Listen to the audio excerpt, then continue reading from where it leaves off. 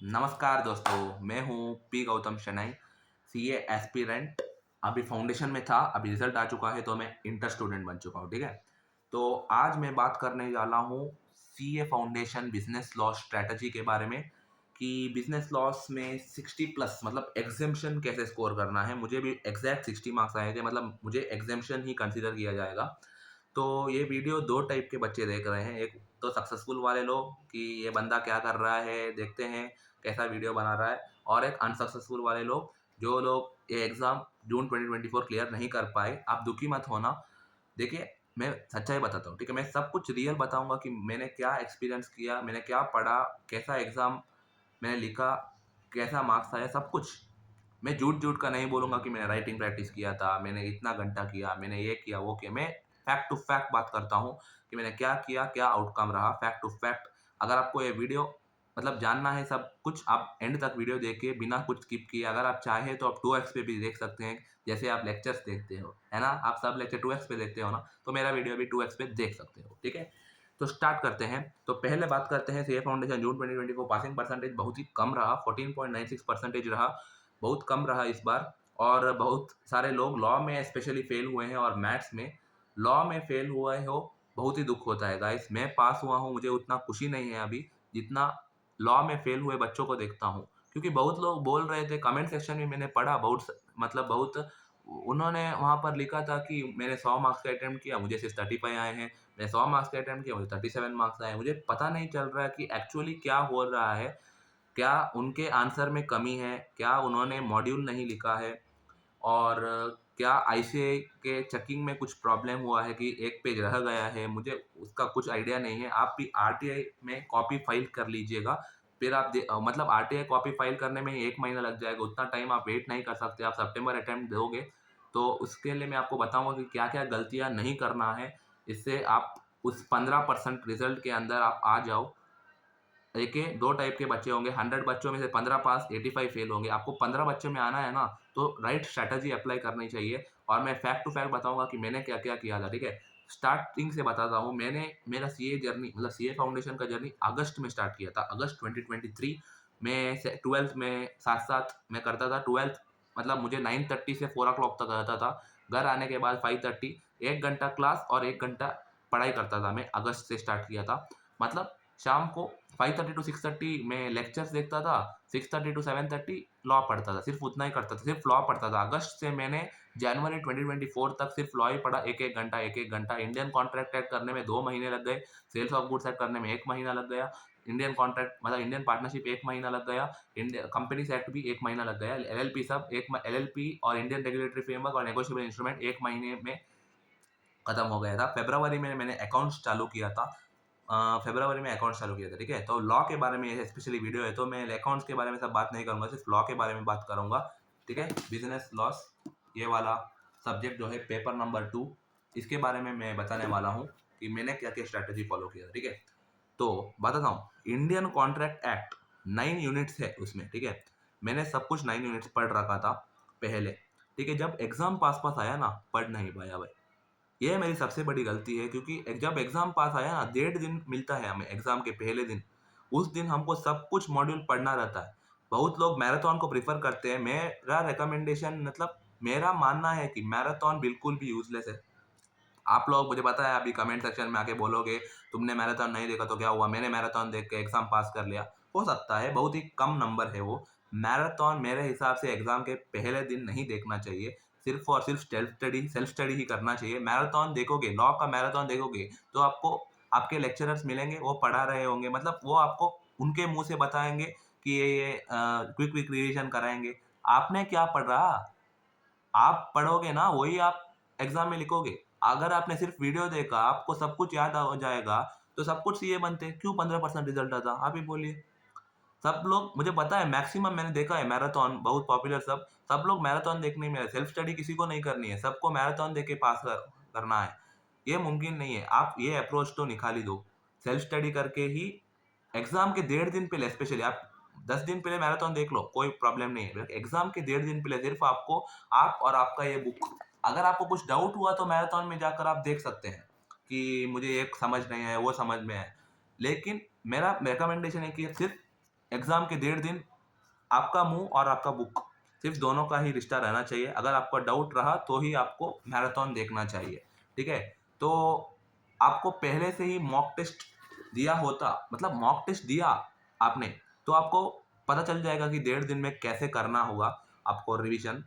Specially तो मेरा writing practice के बारे में बताता हूँ। मैंने राइटिंग प्रैक्टिस उतना नहीं किया था, ठीक है? मैंने हर एक चैप्टर का एक-एक 3-3 क्वेश्चन किया था। मतलब इंडियन कॉन्ट्रैक्ट एक्ट के यूनिट का 3-3 क्वेश्चन के हिसाब से राइटिंग प्रैक्टिस वो भी किया है। एग्ज़ाम के पहले मतलब मैंने फुल एमटीपी नहीं दिया था, मैंने डायरेक्ट एग्ज़ाम दिया था। हर एक यूनिट का बारे में मतलब जब-जब मैंने पढ़ा था ना अगस्त में, उस टाइम में मैं 3-3 मतलब 1 यूनिट खत्म हुआ इंडियन कॉन्ट्रैक्ट फर्स्ट यूनिट, कौन से मोस्ट 3 इंपॉर्टेंट है मतलब 3 पीवाईक्यूज़ निकालता था, वो क्वेश्चन सॉल्व करके बुक में लिख लेता था, बस उतना ही। एग्ज़ाम के 1 महीने पहले मैंने एमटीपी नहीं दिया था। मेरा हॉनेस्ट बता रहा हूँ मैं झूठ-झूठ नहीं बोलूँगा कि मैंने एमटीपी दिया था, वो दिया था, कुछ नहीं। मैं स्ट्रेट पॉइंट टू पॉइंट बताता हूँ कि मैंने क्या किया था। मैंने एमटीपी नहीं दिया था, मुझ पर कॉन्फिडेंस था। मेन बात है कि आपको अपने ऊपर कॉन्फिडेंस रखना चाहिए। एग्ज़ाम के 1 मही 10 दिन पहले बहुत डर लगता है, मैं मानता हूँ, वो कॉमन है, लेकिन डर को आपको सँभाल कर रखना चाहिए एक साइड। क्योंकि आपको कॉन्फिडेंस ही आपको एग्ज़ाम में बचाता है। अगर आप कॉन्फिडेंट नहीं हो तो एग्ज़ाम नहीं निकलेगा। कॉन्फिडेंट बंदा ही एग्ज़ाम निकाल सकता है। हमारे महेंद्र सिंह धोनी जो क्रिकेट खेलते हैं, उन्होंने भी बोला था, "a talented guy is much better than" uh, शायद "talented guy is much better than" sorry गलती हो गया। Confident guy is much better than talented guy, ये है हमारे एमएस धोनी का statement. A confident guy is much better than talented guy. तो आपको कॉन्फिडेंट रहना है, कॉन्फिडेंट रहोगे तो एग्जाम निकाल पाओगे। सेल्स ऑफ गुड्स एक्ट भी आपको फुल कंप्लीट करना है लाइन बाय लाइन। 100% मैंने पढ़ा था पहले, बट एग्जाम के पहले दिन मैंने 3 लेसन छोड़े थे एग्जाम में। टोटल मैंने सब कुछ पढ़ रखा था। मैंने एक तो bailment agency contract of indemnity guarantee 3 unit छोड़ रखा था। वो मैं गलती नहीं मानूंगा, मतलब मैं लकी बोल सकता हूँ कि उसका क्वेश्चन जो न्यू स्कीम का था, कॉन्ट्रैक्ट ऑफ गारंटी, बेलमेंट और एजेंसी, बहुत ही कम आया था, 10 मार्क्स के आसपास। मैंने वो ऑप्शन में छोड़ दिया था, ठीक है? तो न्यू स्कीम मैंने वो सिर्फ उतना छोड़ा, बाकी सब कुछ मैंने पढ़ रखा था। मैं अगर आपको सितंबर 2024 वालों को बताऊं, तो मैं बता रहा हूँ कि आप पहले है ना, एग्जाम के 1.5 दिन पहले मेरा स्ट्रैटेजी ऐसा था कि आप पहले नेगोशिएबल इंस्ट्रूमेंट कवर कर लो। नेगोशिएबल इंस्ट्रूमेंट बहुत ही छोटा चैप्टर है, 10 मार्क्स का वेटेज आता है, और वो चेक बाउंस वाला सेक्शन 142 138 वाला, हाँ, सेक्शन 138 चेक बाउंस वाला, वो आप ध्यान से कर लीजिएगा क्योंकि उसमें क्वेश्चन बनने के चांस है। और छोटा चैप्टर है, वो जाएगा। और उसके बाद एलएलपी कीजिए, 5 मार्क का वहाँ बन जाएगा, और पहला लेसन जो है इंडियन रेगुलेटरी फ्रेमवर्क, वहाँ से कीजिए, 20 मार्क्स तो वहाँ से पक्का बन जाएँगे।